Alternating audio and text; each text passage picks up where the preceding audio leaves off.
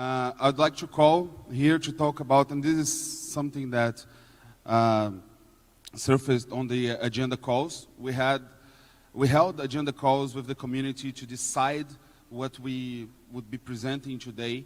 And this is something that everyone asked.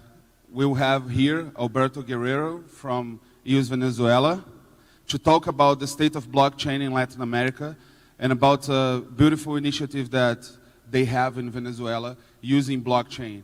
This is amazing because the country will have to be rebuilt at some point, and blockchain can be a foundation for that. So please welcome Alberto Guerrero from UUS Venezuela.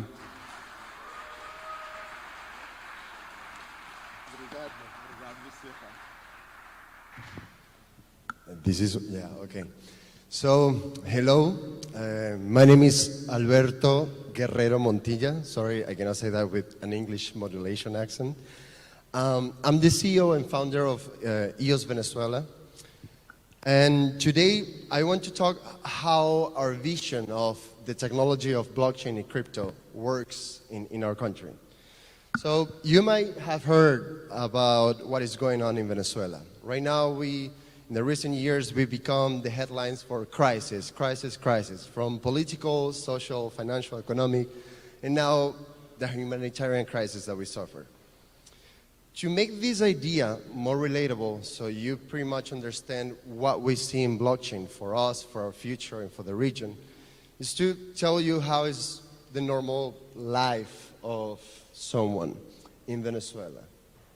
So, sorry, let me just check. Okay, great. So this is my country right now. You wake up in the morning and pretty much the first thing that you thought is that you just lost about 8 to 15% of the value of your money, because that's what hyperinflation does to you in a place like in Venezuela.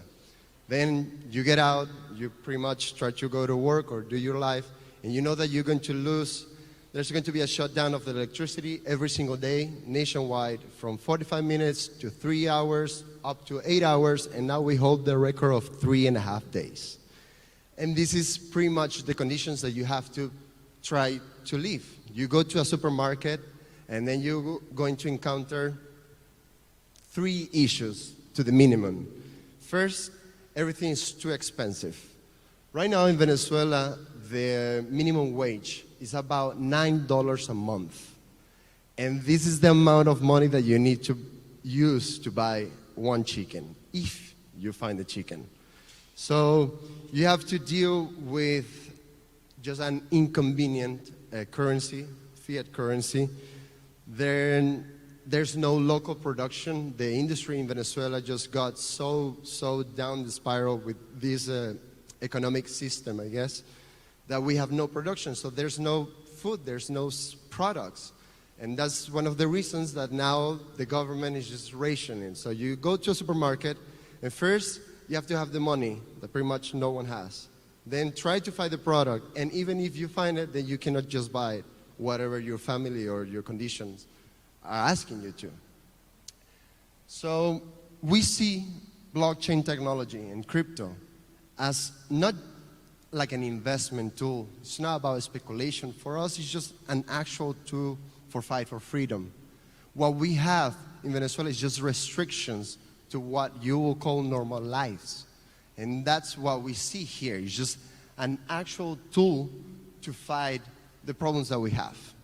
Then earlier this year, the Human Rights Watch reported that in Venezuela, for the first time over decades, we start to have a rise in the maternal mortality, infant mortality, and now people are dying from diseases that we long ago declared extinct in our country, like measles, tuberculosis, or malaria.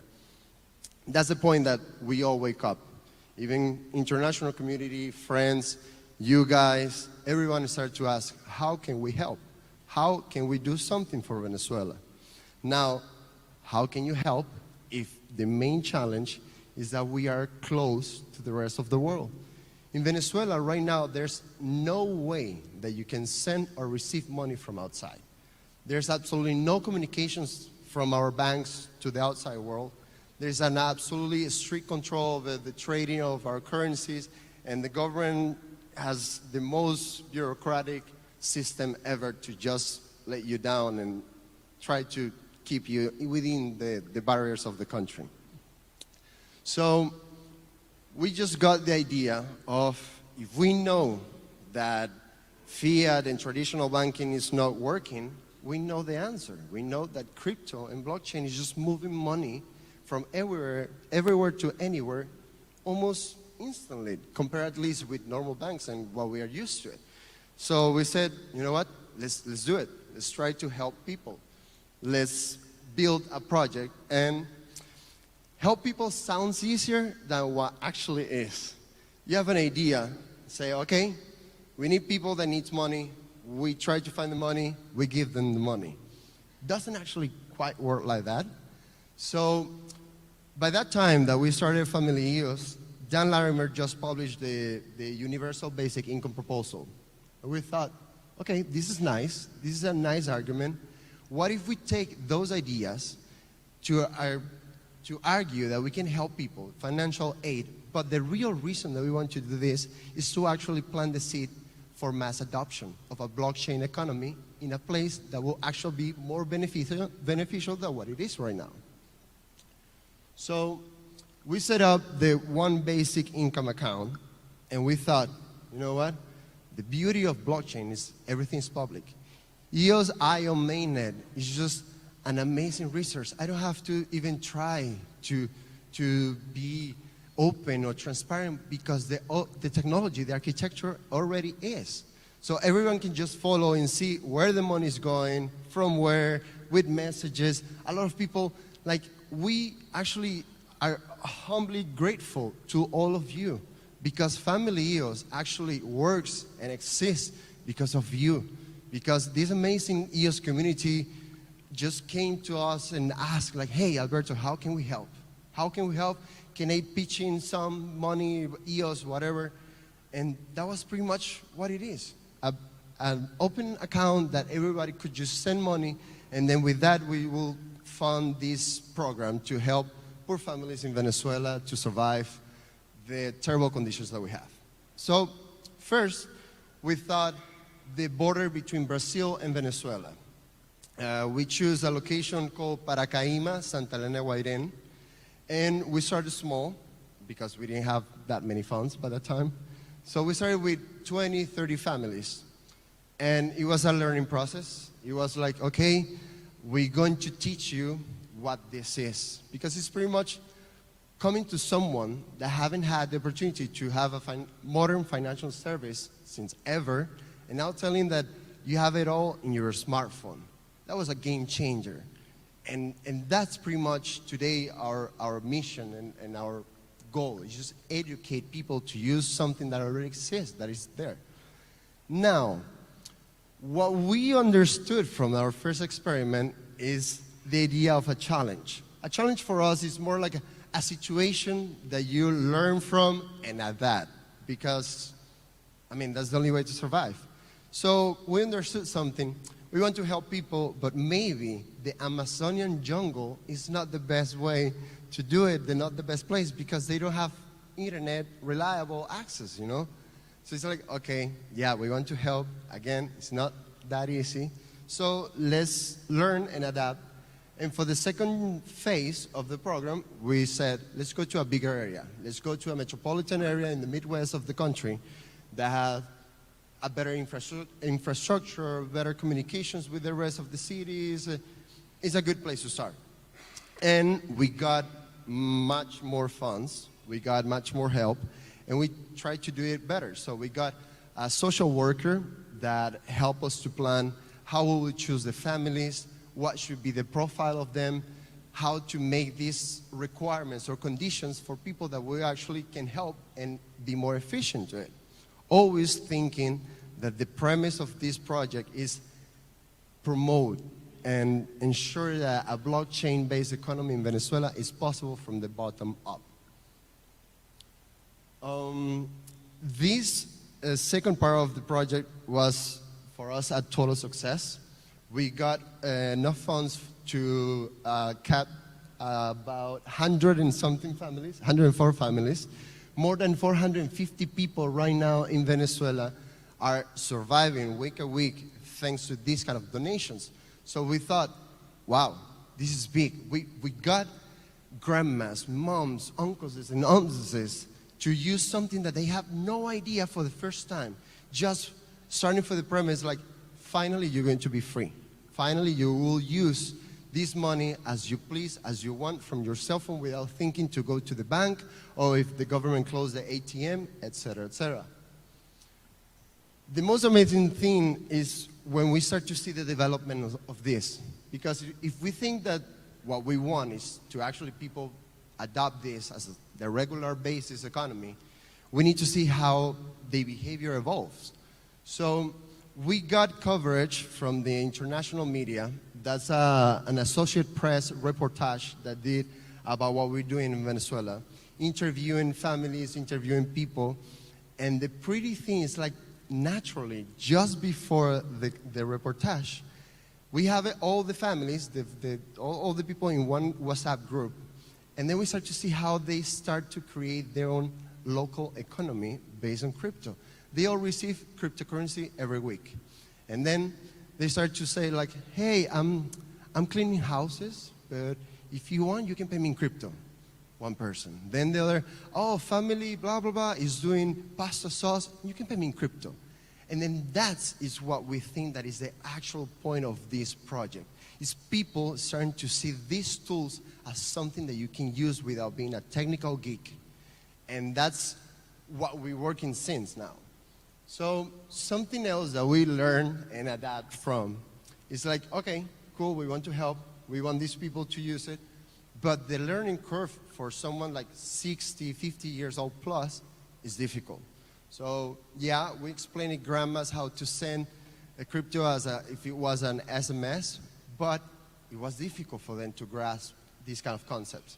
So now in our third phase that we just launched, we are focusing on youth, on students.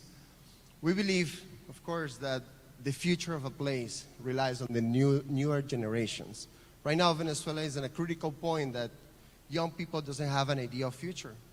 You don't have anything to wish for because nothing is working. So we're trying to create this environment for young people to adopt it, to take it, to use it, and probably be the new generation of professionals, entrepreneurs, and probably educators of this technology. And that's what we wish for what is going to be the future of FamilyEOS. Again, thank you all, because this is possible for you. Just a little comment. But I think what we see now in a holistic way, the major revelation of what we are doing in Venezuela is like you don't have to convince people when you show them a tech that is an actual solution for the problems. If you are in the US, Australia, Europe, whatever other developed nation, you have to convince people to quit to something that is already kind of working for you without, criticism aside. It is working. You have banks, you have a traditional financial system that is working for you. For us, no, we haven't had that. So for us, it's not about like an alternative. It's about an actual solution. It's like, you have the problem, here's the tool. Now use it. So what we have is the biggest opportunity ever in Latin America. Sorry. Every time that we talk about crypto and blockchain technology, what is the arguments that we use? Oh, well, it's going to be good for a place with censorship. We got that. It's going to be good in a place with hyperinflation. We got that. It's going to be good in a place that is undeveloped and with a lot of opportunities. We got that. That's Latin America. This is the place that actually all these technologies and ideas are the most relevant ever. We have a special opportunity to use the biggest lab ever on Earth to make all the process and all the projects to have a real massive blockchain-based economy or ecosystem. So I was asked by my dear friends to talk about the state of the blockchain in Latin America. But I think there's a better question than that one. That is, why the future of blockchain is in Latin America?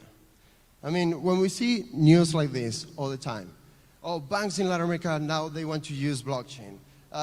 Venezuelan government is trying to push for an oil-backed cryptocurrency.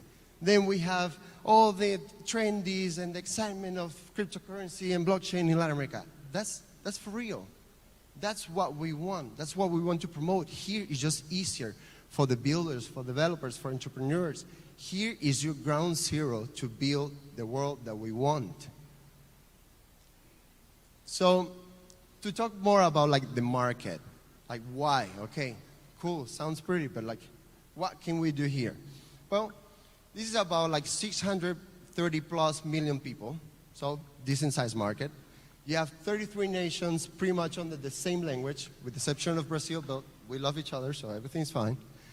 And we have 65% of our population unbanked. So imagine, more than half of everyone living in this piece of continent has no access to pretty much everything that can be on the blockchain in seconds. For us, moving capitals from one place to another is a challenge. And that's exactly what the fundamental behavior of this technology can provide to us. So this is when EOS comes as a natural choice for us. In Venezuela, in FamilyEOS, in all our projects, what we love about EOS is just is the perfect technology for our necessities. We cannot afford to pay $1, $2 on a fee, a transaction fee when we are sending just $10. That's the reality of Latin America. We are still a developing market that we are just using, microtransactions to do everything. And that, in the traditional banking system, is very complicated and very expensive. And this is where this technology becomes the perfect data platform to build the future that we want, taking in mind Latin America and what we have here. The remittance services. Latin America represents about $85 billion a year with an annual growth of 10%, and it's just about moving money from one place to another because you have to send money to your family. That's inherently what we are doing with blockchain and crypto. We just have the perfect tool for an 85 billion market right here waiting for you. It's not like no one is doing it, but I'm just saying like this is an opportunity that is just so natural that we can just exploit. Sorry. Oh. Okay, here. So, faster adoption. Why Latin America? Because here people will use your dApps right away because they are solution to their problems. So here's not a convincing thing. Here, they will just say, oh, that can solve my problem, I'm gonna use it right away. The curve of adoption here in Latin America for any dApp to find users is just much quicker than Europe, than the United States. I'm not gonna say Asia because, well, yeah, you're like a lot. But here is very, very interesting. Blockchain without users is just a tech with no value. Everything that you can build, here you have a potential users. We have all the necessities, we have all the needs, we have all the voids. We just need the tools. We just need you to build the things that we can use. Thank you so much.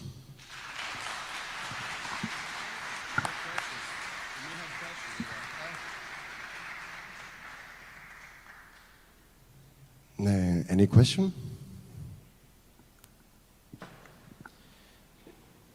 So, do you need constant donations, or is the economy starting to be self-sustainable? Do you guys rely on a stream of donations? So this is the thing. We started with the premise of we want to help. We don't know where this is going, but we know the technology that can do something. So in the beginning, it was these people sending money, BPs, friends saying, hey, I'm going to send some EOS. Great, EOS Detroit donate 1 day of their production. EOS Nation send money. Like, a lot of people help.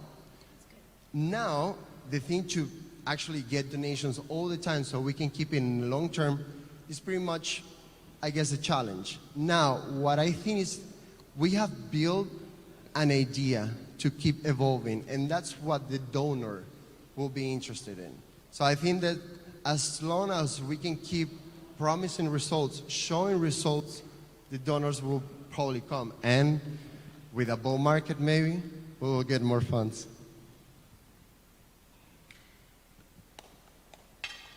So you mentioned a lot that the electricity doesn't work, the markets don't work, pretty much everything doesn't work, but you didn't mention the internet. Yeah. You obviously need that to make transactions and to use the blockchain, so how does that work? So this is the dichotomy or the weird thing about Latin America. We don't have electricity, we don't have money, but now we have satellite internet. So in Venezuela right now you can find plans to like get internet no matter what the situation with electricity for $10, $12, $15. So that's something that is kind of making it work right now, and people are just relying more and more into mobiles, like mobile internet, because when the electricity goes down, still certain operators of mobile operators still works, and that's kind of like the economy or the behavior of the user is moving towards your cell phone all the time and pretty much figuring out how to make it. A question here. You mentioned the growth and the number of people in Latin America, and it's huge for the blockchain opportunity for adoption. But I think that fits a lot for idealists, and a lot of people are in blockchain because of speculation and money. And I've been told you can't have a big conference, for example, in Latin America. No one comes. It's got to be in Asia. It's got to be in Europe. It's got to be in the United States. So what can the outside world do to bring money and important people and large conferences, for example, to Latin America? Because there's this perception that, yeah, that's great. You have all these unbacked people, but they don't have any money. So how can we get investment, enterprise, all that kind of stuff that's required for this massive growth? It's just the people. How do we bring the money? Yeah. Well, I think that the key for that is the model that we see now that, for example, many dApps on the blockchain, what you really need to make that dApp successful is users, just usage. You know, people that log in and use it. And just because of that, works. That was actually the success of Steemit in Venezuela. At some point in Steemit, we were about 12% of the entire user base was Venezuelan. And we love it and a lot. And every time that now we show certain social dApp or something that people can use just for fun without the requirement to invest or to put some money, it goes quick. And right now what we're doing is just contacting companies, people that just need the traffic. It's a currency that you can exploit for free. You just need attention, entertainment, time, usage. And that's something that we can give you on loads. We don't have the money to invest, but we can use everything that you build. And the internet is it's becoming our realm of behave, our new life, our oasis. And I think that is what we need to exploit here in this region. Great. Thank you so much, Alberto.